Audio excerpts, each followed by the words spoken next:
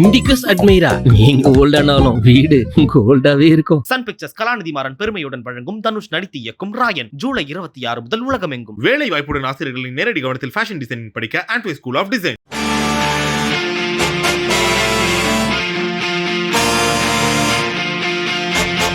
இந்த Benz BMW அதெல்லாம் 3000 CC இருக்கும். இது வந்து 6750 சிசி. இதை வந்து நிறைய பேர் சொல்லுவாங்க திருட முயற்சிப்பாங்க, திருடவே முடியாது, கையை வச்ச உடனே உள்ள போயிடும். அப்படியா சார்? ட்ரை பண்ணி பாருங்களேன்.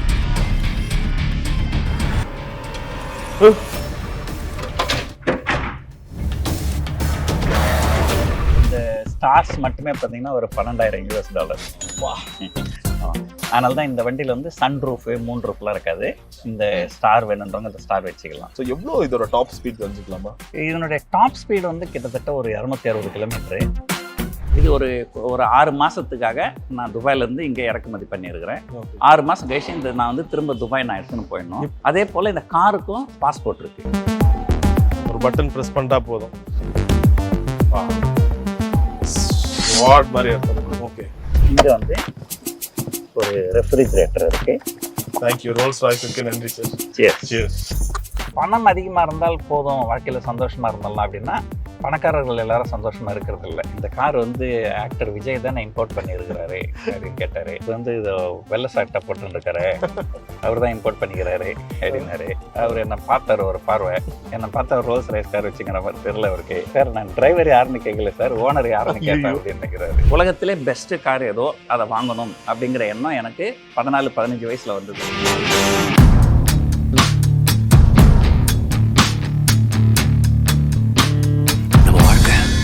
சும்மா ஏதோ ஒரு பணக்காரனா வாழ்ந்துட்டு செத்தவனோட வாழ்க்கை இருக்கக்கூடாது. ஒரு வாழ்க்கை வரலாறா வாழ்ந்துடணும். அண்ட் எஸ், ஹலோ சார், வணக்கம். வணக்கம். பல பேரோட கனவுக்கு பக்கத்தில் நிற்கிறோன்னு சொல்லலாம். ஸோ ரோல்ஸ் ராய்ஸ், ஸோ அதுலேயும் ரோல்ஸ் ராய்ஸில் பல மாடல்கள் இருந்தாலும் அந்த ரோல்ஸ் ராய்ஸ் ஃபேண்டமோட அந்த ஒரு இது எப்பவுமே குறையாது. இவ்வளோ காஸ்ட்லியாக வாங்குற காரு அப்படி என்ன தாங்க இருக்குது? ஒரு படத்தில் கூட விஜய் சார் காமெடியாக சொல்லுவார், உங்கள் நெய்பர் வேறு, அதனால் சொல்கிறேன் ஒரு படத்தில் இந்த ஏன் வாட்சா 200 தான், இதுவும் டைம் ஓடுது அதுவும் டைம் ஓடுது. ஸோ அப்படி பார்க்கும்போது நார்மலாக ஒரு போகிற காரும் அப்படி தான் இருக்குது. அதில் என்ன கஸ்டமைசேஷன் பண்ணியிருக்காங்க, அதோட அந்த லக்ஸுரி கம்ஃபர்ட் எப்படி? அதாவது பொதுவாக சொல்லாங்க, நீங்கள் 100 ரூபாய்க்கு வாட்ச் வாங்கினாலும் 10 லட்ச ரூபாய்க்கு வாட்ச் வாங்கினாலும் அது நேரம் வந்து ஒரே நேரத்தை தான் காமிப்பது. ஆனால் 10 லட்ச ரூபாய் வாட்சும் போது அது உங்களோட நேரத்தை காமிக்குது. எக்ஸாக்டாக சொன்னீங்க. இதனுடைய என்ஜின் கெப்பாசிட்டி பார்த்தீங்கன்னா 6.75 லிட்டர்ஸ், 6.25 லிட்டர் என்ஜின். சரி. இந்தியாவில் வர பெரும்பாலான கார்கள் வந்து 2000க்கு மேலே இருக்காது, 2000 சிசிக்கு கம்மியாக தான் இருக்கும். இந்த பென்ஸு BMW அதெல்லாம் 3000 சிசி இருக்கும். இது வந்து 6750 சிசி. என்னோட பவர் வந்து ரொம்ப கூடுதலாக இருக்கும். ஒரு சின்ன உதாரணம் சொல்கிறேன் பாருங்க. நான் ஒரு சமீபத்தில் ஒரு வீடியோ பார்த்தேன். இந்த பானட்டை திறந்துட்டு என்ஜின் ஆன் பண்ணிவிட்டு இங்கே இல்லை என்ஜின் மேலே ஒருத்தர் ஒரு 5 ரூபாய் காயின் அதை நிற்க வச்சிருக்கிறார். ஓ, இப்படி நிற்க வச்சிருக்கேன். ஆமாம், நிற்க வச்சுட்டு என்ஜின் ஆன் பண்ணுறாரு. என்ஜின் ஓடுது, ஆனால் அந்த 5 ரூபாய் காயின் விழலை. அது எந்த அளவுக்கு வந்து ஒரு ஸ்டெபிலிட்டி, வைப்ரேஷனு, அந்த லக்ஸுரி. அதே போல் வந்து சிலிண்டர் அப்படின்னு சொல்லுவாங்க.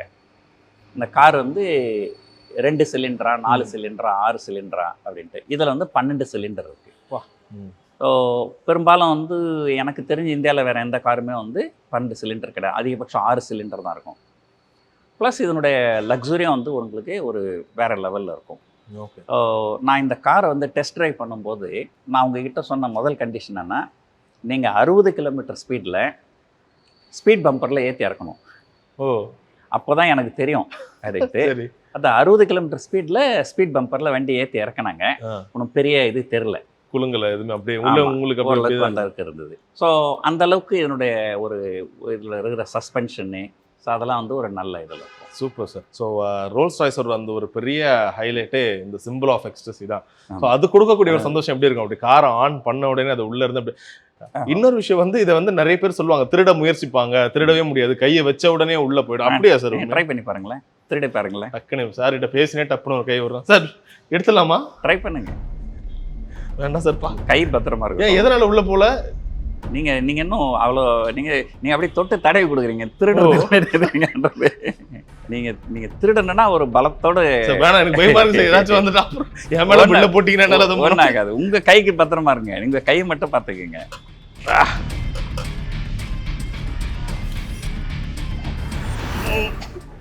மூவே அப்படியே தான் இருக்கு.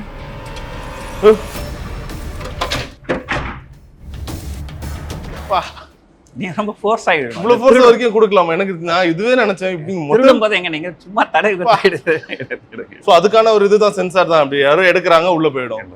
எவ்வளவு ஃபாஸ்டா போச்சு, அது ரேப்பிடா போச்சு. அது நம்ம கையை இடக்கூடமா வச்சீங்கன்னா உங்க கை நசிங்கிடும். திருட வந்து உங்களுக்கான ஒரு தண்டனையோட அனுப்பிச்சு வைக்கும்.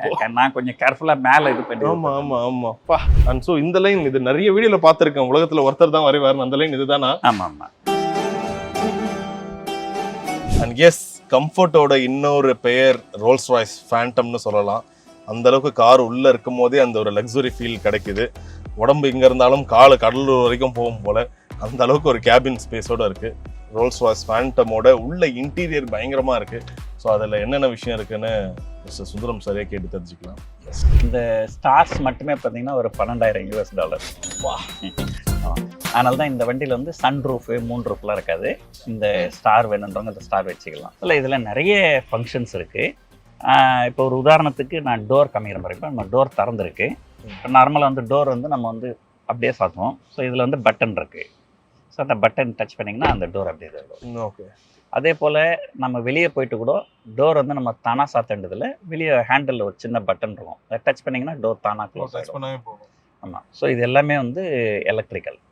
Okay. So door opening, door closing. So இப்போ இந்த ஒரு பேனல் இருக்குது, இது உள்ளே இருக்கும். நம்ம என்ஜின் ஆன் அது டோரை ஓப்பன் பண்ணும்போது மட்டும்தான் அந்த பேனல் வெளியே வரும். ஓகே. அது இப்போ நீங்கள் புதுசாக வர லேட்டஸ்டான கார்லெல்லாம் பார்த்தீங்கன்னா எல்லாமே டச் ஸ்க்ரீனாக இருக்கும். ஸோ இது வந்து கொஞ்சம் எப்படி சொல்கிறதுனா ஒரு கொஞ்சம் ஆன்டிக் மாதிரி. இது எதுவுமே வந்து டச் ஸ்க்ரீன் கிடையாது. எல்லாமே நீங்கள் மேனுவலாக ஆப்ரேட் பண்ணணும். இங்கே இருக்கிறதுக்கு ஆப்ரேஷன் எல்லாம் பார்த்தீங்கன்னா இங்கே இருக்கும் கண்ட்ரோல். ஸோ இந்த கண்ட்ரோலில் தான் நீங்கள் வந்து எல்லாமே மேனுவலாக தான் மூவ் பண்ணணும். இங்கே ரேடியோ வேணுமா, மேப் வேணுமா, காரோட இன்ஃபர்மேஷன் வேணுமா, இல்லை மியூசிக் வேணுமா அப்படிங்கிறதெல்லாம் இது பண்ணோம். அதே போல் இப்போ ஏசிலாம் பார்த்தீங்கன்னா எல்லாம் இப்போ டிஜிட்டல் உலகமாக இருக்கிறது பார்த்தீங்கன்னா இப்போலாம் பார்த்தீங்கன்னா பட்டன் தான் வச்சுருக்கேன். இது வந்து ஏசி ஆனு, உள்ளே எடுத்துட்டிங்கன்னா ஏசி ஆஃப். ரைட். நம்ம பின்னாடி டோரும் இதே போல் தான் திறப்போம் இந்தியாவில் இருக்கிற எல்லா கார்லையுமே. ஆமாம். இந்த காரில் நீங்கள் அப்புறம் வெளியே நோட்டீஸ் பண்ணி பாருங்கள், இது ஆப்போசிட்டில் இருக்கும். Okay okay okay. ஸோ அது இறங்கும் போது இன்னும் கம்ஃபர்ட்டாக இருக்கும். ஃபுல் ஓப்பனில் இருக்கும். அதுக்காகவா? அது இந்த பக்கம் திறக்கிற மாதிரி இருக்கும். அது ஓகே. அது ஆக்சுவலாக வந்து இது கொஞ்சம் கஷ்டம். இது வந்து உள்ளேருந்து இந்த பக்கம் திறக்கிறது கொஞ்சம் கடினமாக இருக்கும். சரி. ஆனால் பெரும்பாலும் இந்த காரில் பின்னாடி உட்காந்துன்னு வரவங்க அவங்களாம் கார் திறக்க மாட்டாங்க, யாராவது திறந்து விடுவாங்க. ஸோ எவ்வளோ இதோட டாப் ஸ்பீட் தெரிஞ்சுக்கலாமா? இதனுடைய டாப் ஸ்பீடு வந்து கிட்டத்தட்ட ஒரு 260 கிலோமீட்ரு. ஆனால் 260 கிலோமீட்டரில் கண்டிப்பாக ஓட்ட முடியாது. ஏன்னா துபாயிலலாம் எங்களுக்கு வந்து ஸ்பீட் லிமிட் வந்து 140 கிலோமீட்டர் தான். 140 கிலோமீட்டருக்கு மேலே போனீங்கன்னா உங்களுக்கு அங்கங்கே கேமரா இருக்கும், ஃபைன் வந்துடும். ஸோ நான் ஏற்கனவே வண்டி வாங்கி முதல் நாள் நான் வண்டி ஓட்டும்போதே 600 திரம் ஃபைன் போயிருந்தேன். எதுக்காக சார்? அங்கே அந்த ரோட்டில் வந்து 120 கிலோமீட்டர் தான் லிமிட்டு. ஆனால் நான் 150 கிலோமீட்டரில் போயிட்டேன்.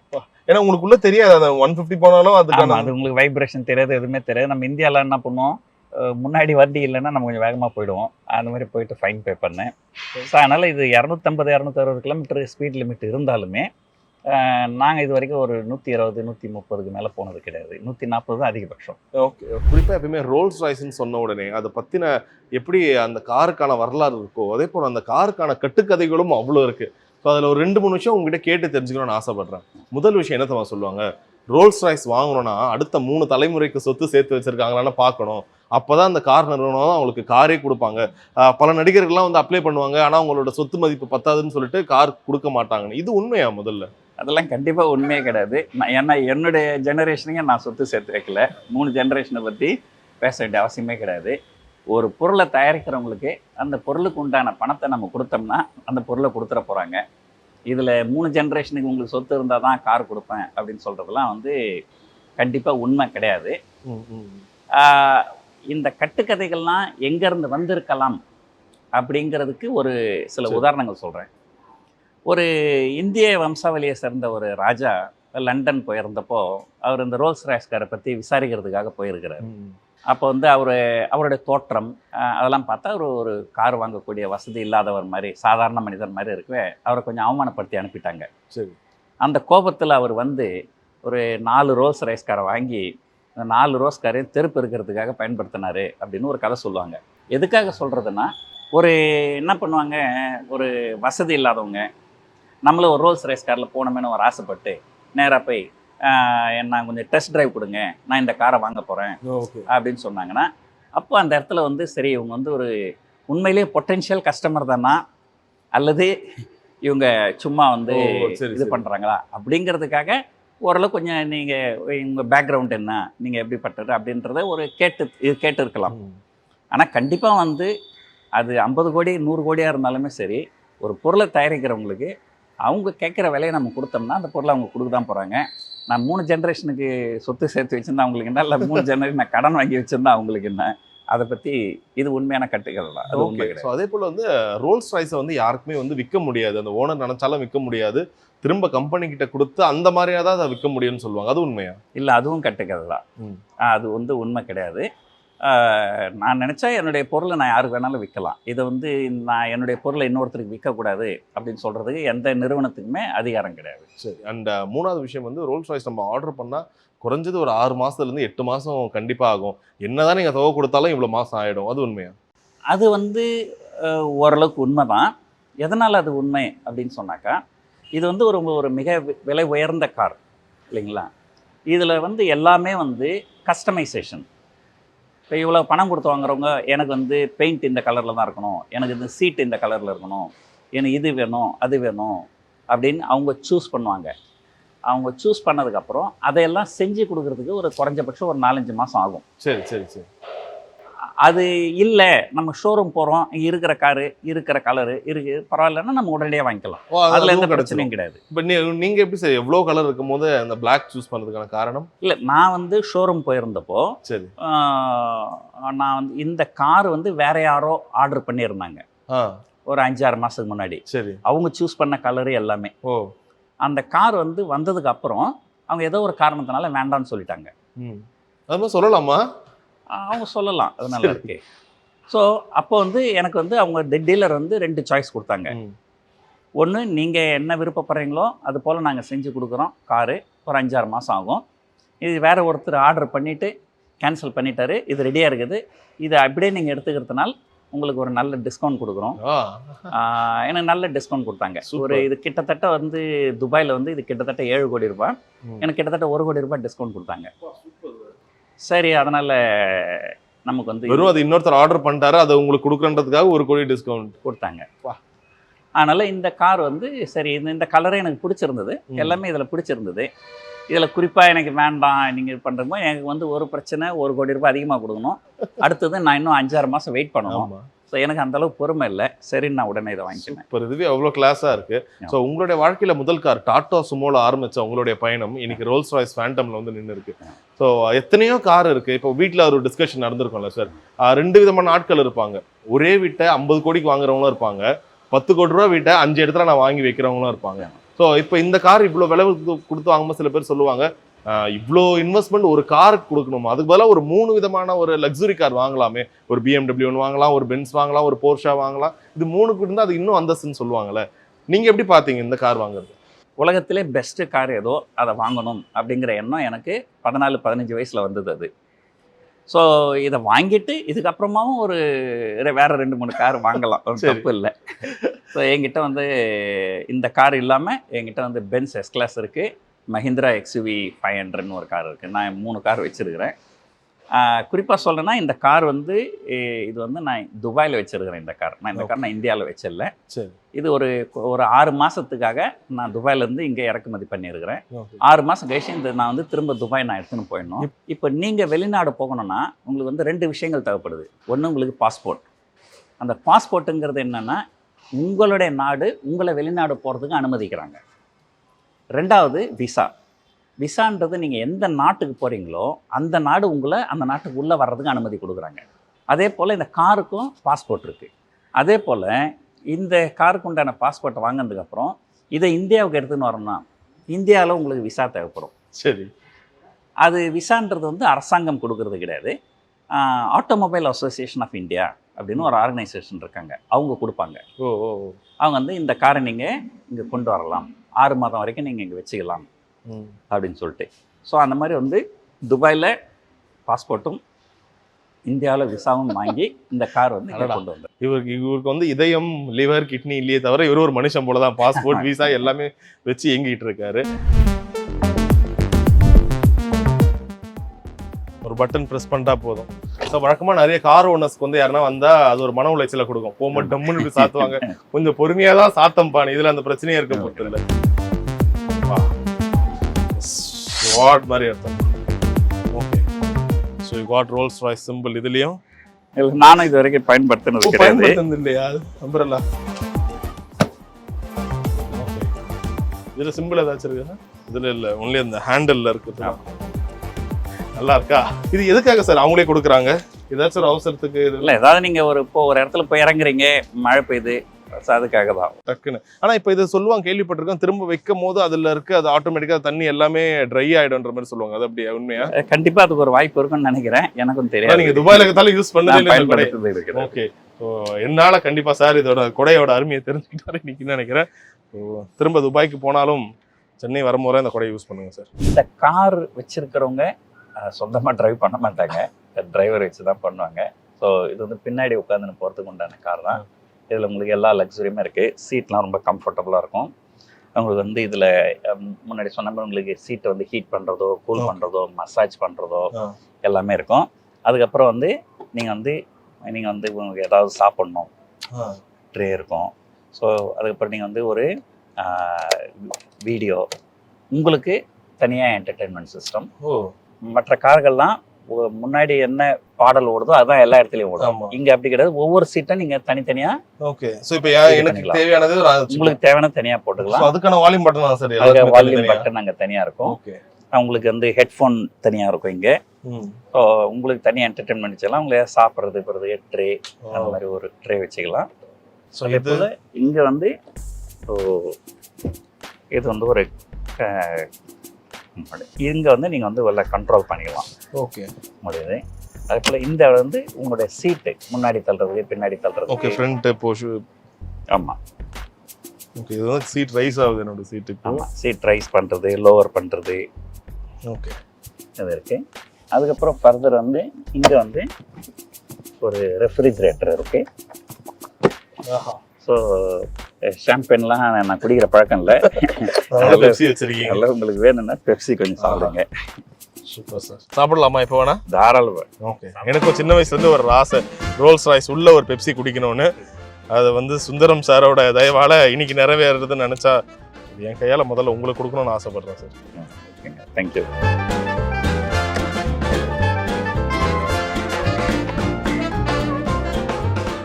தேங்க்யூ. ரோல்ஸ் ராய்ஸுக்கு நன்றி சார்.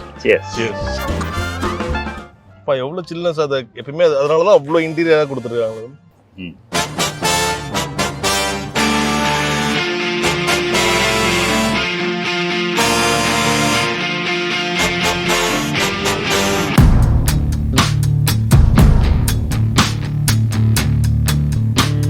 நம்ம வாழ்க்கை சும்மா ஏதோ ஒரு பணக்காரனா வாழ்ந்துட்டு செத்தவனோட வாழ்க்கை இருக்கக்கூடாது.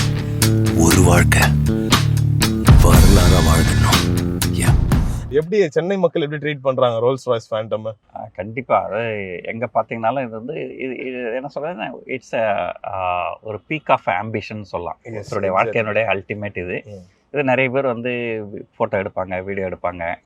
நமக்கும் நானும் சொல்லுவேன், சரி நம்ம வயர் மோதிரம் வாங்கி போட்டு என்ன பிரச்சனை, அது 4 பேர் பார்த்தா தான் நமக்கு ஒரு சந்தோஷமா இருக்கும். இதை பார்த்து இன்னும் 4 பேருக்கு உங்களை ஒரு இன்ஸ்பிரேஷனா எடுப்பாங்க. ஓகே, சாரால முடியும் போது நம்மளாலே முடியும். கண்டிப்பா, அது பெரிய விஷயம் சார். கண்டிப்பா. ஸோ பல பேருக்கு நீங்கள் இன்ஸ்பிரேஷனாக இருக்கீங்க.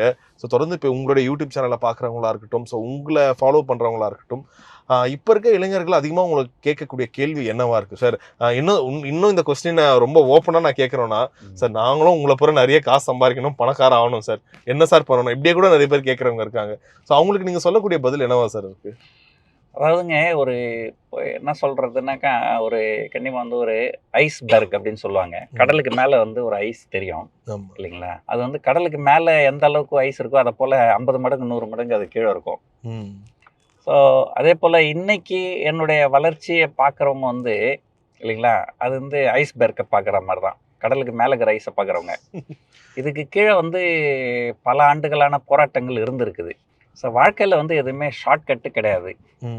ஸோ கண்டிப்பாக வந்து உழைச்சி தான் முன்னுக்கு வரணும். பல ஆண்டுகளாக நான் உழைச்சி நான் பங்குச்சந்தையில் வந்திருக்கிறேன். அதுக்கு வந்து எனக்கு வந்து முதலீடு வந்து கிடையாது என்கிட்ட. ஆனால் அந்த முதலீட்டுக்காக நான் வந்து கிட்டத்தட்ட ஒரு 25 ஆண்டுகள் உழைச்சிருக்கிறேன். அதுக்கப்புறம் அந்த ஒரு 10 ஆண்டுகளில் வந்து நான் ஒரு மிகப்பெரிய அளவில் வளர்ச்சி அடைஞ்சிருக்கிறேன்னாக்கா, இந்த 10 ஆண்டு கால வளர்ச்சியை மட்டும் பார்க்கக்கூடாது.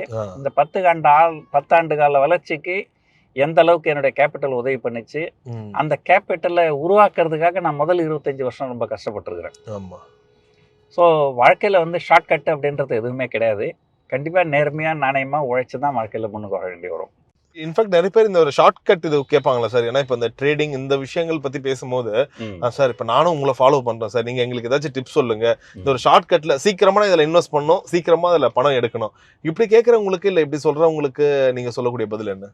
அதாவதுங்க, சீக்கிரமாக பணம் சம்பாதிக்கக்கூடிய ஒரு வழி இருக்குதுனால் கண்டிப்பாக அந்த வழியில் சீக்கிரமாக பணத்தை தோற்பதற்கு உண்டான வழியும் அதில் தான் இருக்கும். சரி. ஸோ ஒரு உதாரணத்துக்கு வந்து சூதாட்டத்தில் போனீங்கன்னா சீக்கிரமாக பணம் அதிகமாகவும் ஜெயிக்கலாம், சீக்கிரமாக அதிகமாக பணத்தை விடவும் செய்யலாம். ஸோ அதனால் வந்து வாழ்க்கையில் வந்து ஒரு ஷார்ட்கட்டுன்றது எங்கேயுமே கிடையாது.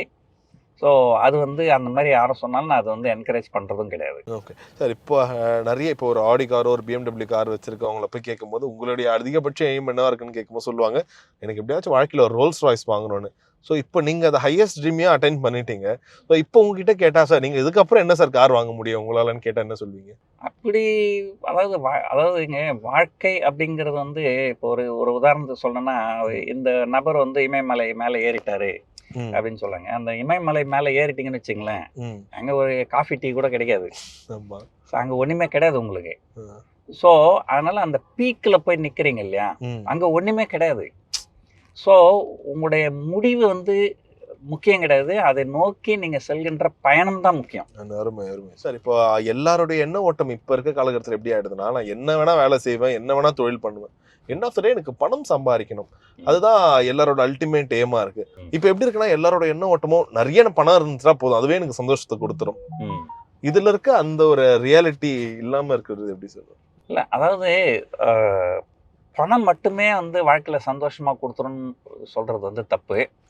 ஆனால் அதுக்காக வந்து பணம் இல்லாமல் இருந்தால் சந்தோஷமாக இருக்க முடியும்னா அதுவும் கிடையாது. ஸோ பணம் வந்து கண்டிப்பாக தேவை. அந்த பணத்தை மீறி பல விஷயங்கள் உங்களுடைய வாழ்க்கையில் தேவை. இப்போ எத்தனையோ பெரும் பணக்காரர்கள் வந்து திருமணங்கள்லாம் விவாகரத்தில் முடியுது. சரி, அப்போ அவங்க கிட்ட தான் பணம் இருக்குது, ஏன் விவாகரத்து நடக்குது? ஏன்னா கணவனை பிரிந்து மனைவி பிரிந்து கணவன் வாழ்கிறாங்க. ஆனால் அதுக்காக வந்து பணமே வேண்டாம் அப்படின்னு சொன்னாலும் பணம் இல்லாமல் வந்து உங்களால் வாழ்க்கையில் எதுவுமே செய்ய முடியாமல் எங்கே போனாலும் நம்ம பணம் கொடுத்தாகணும். ஸோ கண்டிப்பாக வந்து வாழ்க்கையில் பணம் முக்கியம். ஆனால் வந்து பணம் அதிகமாக இருந்தால் போதும் வாழ்க்கையில் சந்தோஷமாக இருந்தலாம் அப்படின்னா பணக்காரர்கள் எல்லாரும் சந்தோஷமாக இருக்கிறது இல்லை. அவங்களுக்கு இருக்க பிரச்சனையே அவங்களுக்கு தான் தெரியும். ஆமாம்.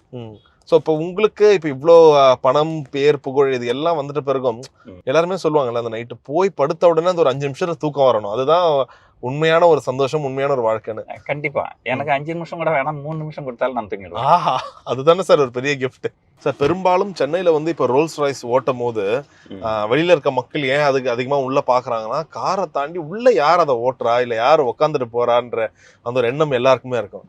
இன்னும் சொல்ல போனா விஜய் அவர்களும் இதே போல ஒரு பிளாக் கலர் ரோல்ஸ் ராய்ஸ் வச்சிருக்காங்க. மேபி அது கோஸ்ட் இது ஃபேண்டமா இருந்தாலும் ஒருவேளை உள்ள விஜய் அவர்கள் இருப்பாரான்ற ஒரு எண்ணம் கூட நிறைய பேருக்கு இருக்கும். நீங்க அதை எப்பயாச்சும் உணர்ந்திருக்கீங்களா? யாராச்சும் கேட்டிருக்காங்களா? யாரும் கேட்க மாட்டாங்க, பாக்குறதோட சரி. பொதுவாக வந்து ஒரு விலை உயர்ந்த காரு யார் வச்சுன்னு இருக்கிறாங்க அப்படின்னு ஒருத்தர் பார்க்கறதுக்கு ஒரு வாய்ப்பு இருக்குது. ஒரு சின்ன ஒரு ஜோக் சொல்றேன் பாருங்க. இந்த கார் வந்து துபாயில இருந்து சென்னை வந்து இறங்கிடுச்சு. சென்னை கஸ்டம்ஸ்ல கிளியரிங் பண்ணணும். சரி, அதுக்கு என்ன வர சொல்லி இருந்தாங்க. ஸோ நான் போயிருந்தேன். எனக்கு வந்து ஒரு ஏஜென்ட் இருக்காரு, அந்த கார் கிளியரிங்க்கு ஒரு ஏஜென்ட்டு. ஓகே. ஸோ அவர்கிட்ட இன்னொருத்தர் கேட்குறாரு, இந்த கார் வந்து ஆக்டர் விஜய் தானே இம்போர்ட் பண்ணியிருக்கிறாரு அப்படின்னு கேட்டார். இல்லை அவர் இம்போர்ட் பண்ணலை, இவர் வந்து இதை வெள்ளை சட்டை போட்டுருக்காரு, அவர் தான் இம்போர்ட் பண்ணிக்கிறாரு அப்படின்னாரு. அவர் என்னை பார்த்தார் ஒரு பார்வை, என்னை பார்த்தா ரோல்ஸ் ரைஸ் கார் வச்சுக்கிற மாதிரி தெரியல அவருக்கு. சார் நான் டிரைவர் யாருன்னு கேட்கல சார், ஓனர் யாருன்னு கேட்டேன் ஐயையோ. அப்படின்னு நினைக்கிறாரு. இல்லைங்க அவர் தான் ஓனரு அப்படின்னு சொல்லியிருக்கிறாரு என்னோட ஏஜென்ட்டு. ஸோ அது மாதிரி வந்து ஒரு பொதுவாக வந்து ஒரு விலை உயர்ந்த கார் அப்படின்னாலே யாராவது ஒரு பிரபலமாக இருக்கிறவங்க, ஒரு சினிமாவோ அல்லது ஒரு கிரிக்கெட்டோ அல்லது ஒரு அரசியலோ ஏதோ ஒரு துறையில் பெரிய அளவில் இருப்பாங்க. எனவே பங்குச்சந்தையில் ஓரளவு பெரிய ஆளாக இருந்தாலும் பங்குச்சந்தைன்றது பொதுவாக வந்து காமன் மேனுக்கு தெரியறதுக்கு வாய்ப்பு இல்லை. ஸோ ஆரம்பிச்ச இடத்துலயே வந்து இங்க பார்க்கிங்ல நிறுத்தி இருக்கோம். ஸோ ஹோப்ஃபுல்லி இது வந்து ஒரு பெரிய கார் சார் வச்சிருக்காரு, அதை வந்து பிரம்மாண்டமா வெளியில காட்டணும், அது மட்டும் எங்க நோக்கம் இல்லை. ஸோ இதை பார்த்து இன்னும் பல பேர் இன்ஸ்பயர் ஆகணும். சார் சொன்ன மாதிரி ஸ்டார்டிங் ஃப்ரம் ஒரு டாடா சுமோல ஆரம்பிச்சு இன்னைக்கு ஒரு ரோல்ஸ் ராய்ஸ் ஃபேண்டம்ன்றது ஒரு பெரிய ஆம்பிஷியஸ் கோலாக தான் நான் பார்க்குறேன். அதே போல தான் நீங்களும் பார்ப்பீங்கன்னு நம்புகிறோம். ஸோ என்ன கார் இப்போ நீங்கள் வச்சுருந்தாலும் பரவாயில்ல, aim for the sky. So ஒரு பெரிய அந்த ஸ்கை ரூஃப் கீழே இருந்து நான் இதை சொல்கிறேன். ஸோ அதே போல் நீங்களும் உங்களுடைய ஆம்பிஷனை நோக்கி ஒரு பெரிய ஓட்டம் மிஸ்டர் சுந்தரம் அவர்களை ஒரு பெரிய ஒரு இன்ஸ்பிரேஷனாக எடுத்து ஓடலாம். உங்கள் நேரத்துக்கு நன்றி. Thank you so much sir. Thank you. Indicus Admira, நீங்க ஓல்டானாலும் வீடு கோல்டாவே இருக்கும். சன் பிக்சர்ஸ் கலாநிதி மாறன் பெருமையுடன் வழங்கும் தனுஷ் நடித்து இயக்கும் ராயன் ஜூலை 26 முதல் உலகமெங்கும். வேலை வாய்ப்புடன் ஆசிரியர்களின் நேரடி கவனத்தில் ஃபேஷன் டிசைனிங் படிக்க ஆண்ட்வே ஸ்கூல் ஆஃப் டிசைன்.